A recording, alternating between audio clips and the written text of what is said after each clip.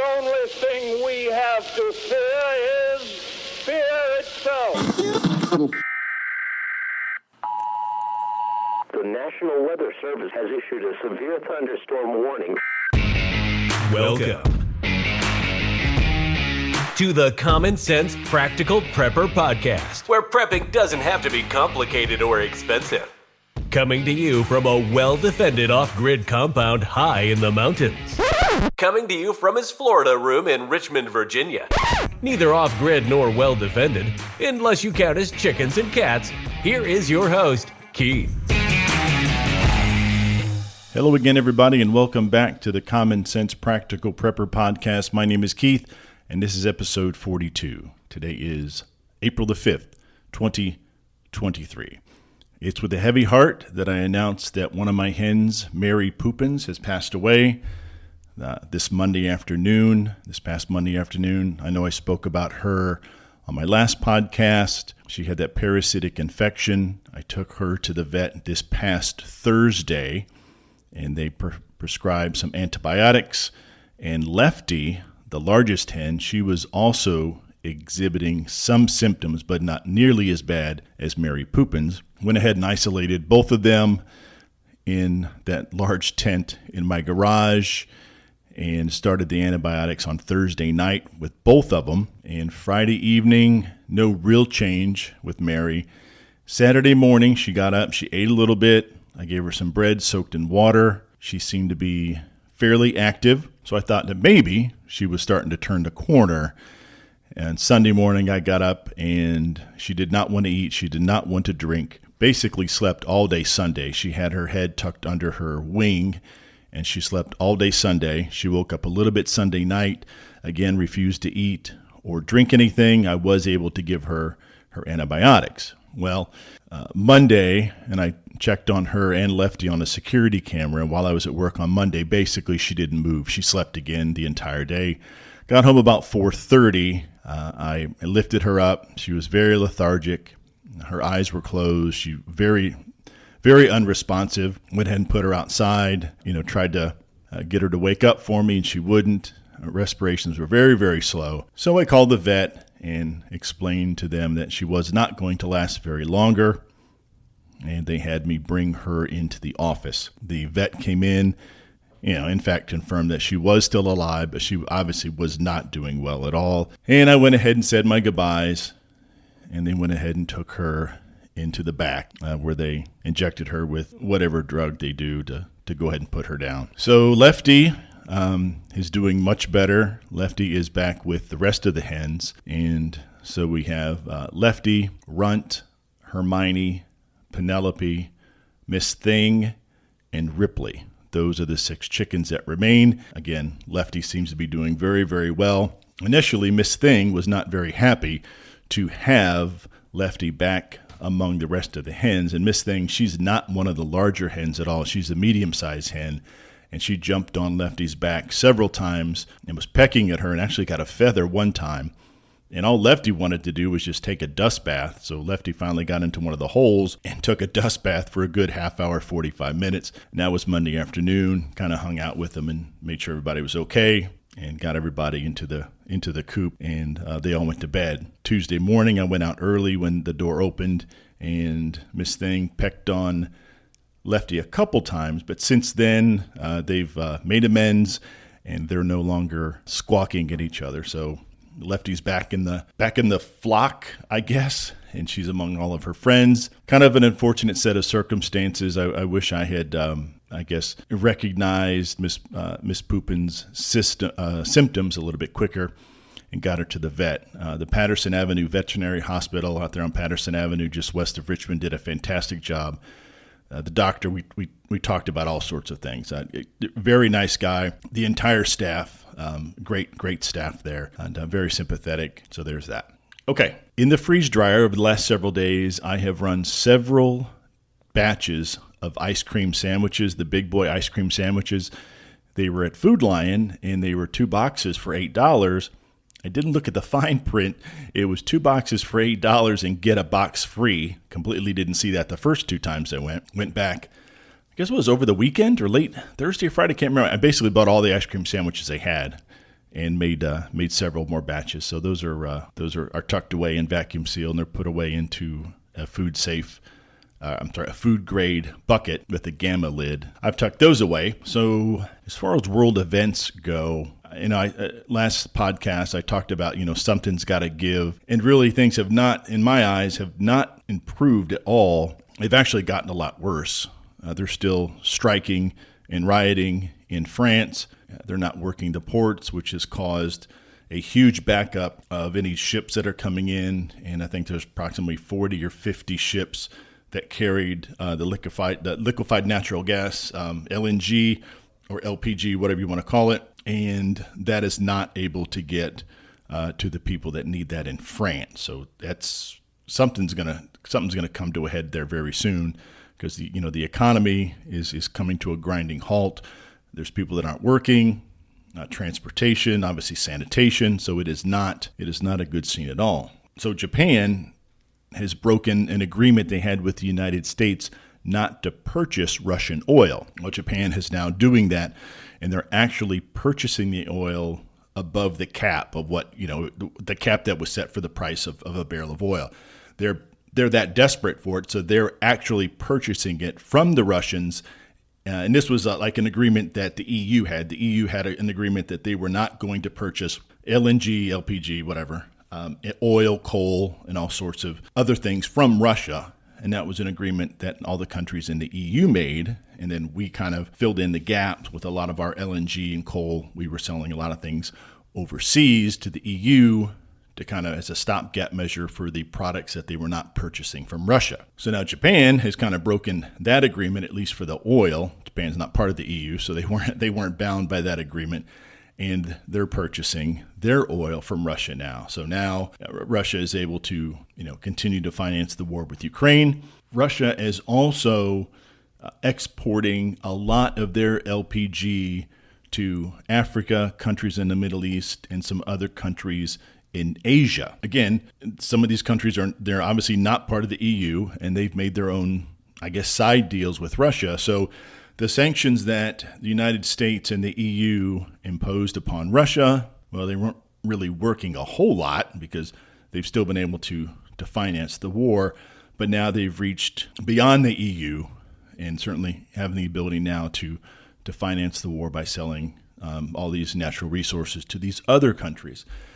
So not an ideal situation. We're not able really to put much more pressure on Russia at this point. Saudi Arabia is, if they have not already, they're very seriously considering no longer using the U.S. dollar to sell their oil to us. They're no longer accepting the U.S. dollar, what they call the petrodollar. Saudi Arabia is now speaking to China. And Saudi Arabia is basically saying, okay, China, do you want to purchase our oil? And instead of the U.S. dollar, it'll be in the Chinese yuan. Yuan, Y-U-A-N, however you pronounce their currency. Not an ideal situation. It certainly would increase the tensions between the U.S. and China. So Saudi Arabia is, I don't want to say they're going behind our back, but it's just kind of a longstanding agreement that the U.S. dollar is the reserve currency, and that most, if not everything, is purchased with the U.S. dollar. So several countries are going to go away from the dollar, which obviously is not good at all. And so the reason I bring all of this up is when it comes to prepping and, like I said, the hedge against inflation, I'm really kind of at a crossroads. I'm really not sure where to go from here, in my opinion. And again, not to be Mr. Doom and Gloom, you can find plenty of podcasts and YouTube videos about that. But I don't see anything on the horizon from the current administration, kind of trying to navigate our way through anything. Everybody is so focused on the indictments on President Trump. That is distracting everybody away from what is really going on. Now, you can argue, where the indictments, the timing is kind of suspicious to distract everybody away from the poor economy and what's happening, because now all your news networks are just basically, on indictment watch or Trump watch. And this is going to go on for months and months and months. Regardless of your side of the political aisle, I think it should make everybody pause and perhaps be a little scared that if they're going to go ahead and indict a former president on a bunch of misdemeanors. And of course, you guys can look into it to yourselves. The DOJ, several U.S. states attorneys, everybody passed on this. And then Alvin Bragg did not. He decided to go ahead and go forward with this in an attempt, to bog Trump down and to make him less attractive come 2024. So again, sorry to get too political, but I think it goes to the bigger picture that regardless if you're Republican, Democrat, Independent, that if one party has the ability to weaponize the courts or weaponize law enforcement to this degree, I think everybody should be a little worried about that. The shoe could certainly be on the other foot, and it could be going the other direction, but in this particular case, it's not. So I'm really kind of, like I said, at a crossroads. I'm not really sure where to go with this. The economy will continue on this. We're definitely in a recession, and I guess next is called stagflation. So that means that we have inflation, and it just kind of just hangs there with no real improvement in sight, no light at the end of the tunnel. So I haven't heard of any laws passed, any bills in the works, anything to say, hey, this is what Washington is going to do to help put people back to work, whatever the situation happens to be. More layoffs from a lot of the major tech companies. And again, if there was the Economic Recovery Act or whatever bill you want to call it that other presidents have passed. I know, was it Bush 41, huge tax breaks. And that basically put more money in people's pockets to then go out and purchase things or save or whatever you want to do. So you give folks more money and they have the ability to go out and purchase things. You purchase things potentially has the ability to stimulate the economy to a certain extent. I don't see any of that. I don't hear anybody talking about this is what we're going to do and this is how we're going to do it. Everybody is just bitching each other back and forth. COVID, vaccine injuries, on and on and on. Fauci, what did he know? When did he know it? And again, if that's the hill some people want to die on, I get it. I'm not faulting them for that. But if the economy goes deeper into the recession, potentially hits a depression, it's not going to make any difference who screwed who on the vaccines, vaccine injuries, whatever happens to be going on. In the end, we're all in the same boat for the most part. You've got the elites. They're going to be fine. But everybody else, regardless of your race, color, creed, age, political affiliation, we're all going to go to hell in a handbasket. So I'm not really sure where to take my prepping next. So that's something that I have to think about. And, I always tell folks that the vast majority of Americans are just one paycheck away from the poorhouse. So many Americans live paycheck to paycheck in the truest sense of the word. Our credit card debt is piling up beyond measure. Some folks will never be able to pay that back. They're just living on credit, which is not sustainable. I see people on a daily basis that I don't think they really understand how serious things are.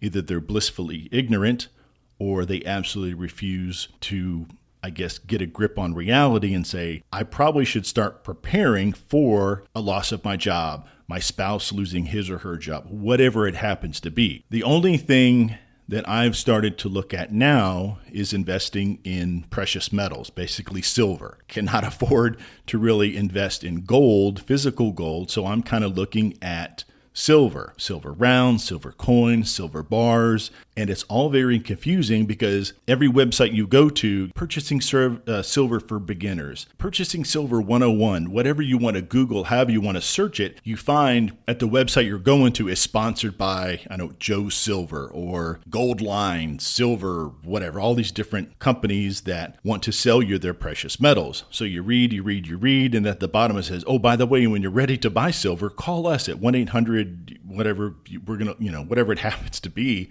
And I'm like, great. It's just basically an advertisement for them to say, hey, this is what you should do. We have the lowest prices. So I really don't know where to turn. So I'm watching several videos, following people on Twitter, just trying to get a grasp of how it works and if it's going to be right for me, again, as a hedge against inflation. I'm not looking at the zombie apocalypse where, I take these silver coins and I bust them into thirds or whatever, and I go to like some barter town, or, oh, hey, I'll give you a quarter of this American Eagle for a half dozen eggs and a gallon of spoiled milk, or however it's going to work. I have no idea. But that's what I'm not looking at that as an option. I'm looking at, normally, historically, the worse the economy gets, the higher gold and silver prices go. Platinum and all the other precious metals way out of my price range. So I'm kind of looking towards that. If anybody has any suggestions, feel free to email me, practicalpreppodcast@gmail.com. And I'm always on the Twitter. You can always search Common Sense Practical Prepper Podcast or prep_podcast. Okay, folks, thanks for stopping by. Thanks for listening in. Again, not my normal jovial, jokey self.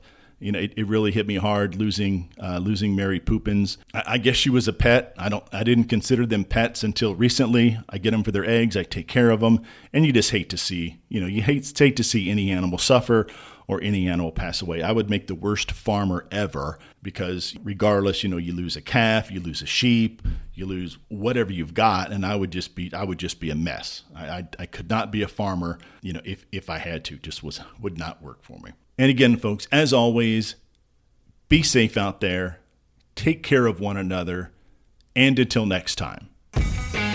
Thanks for listening to the Common Sense Practical Prepper Podcast. Be sure to subscribe so you don't miss an episode. While you're at it, help spread the word by leaving a rating and review.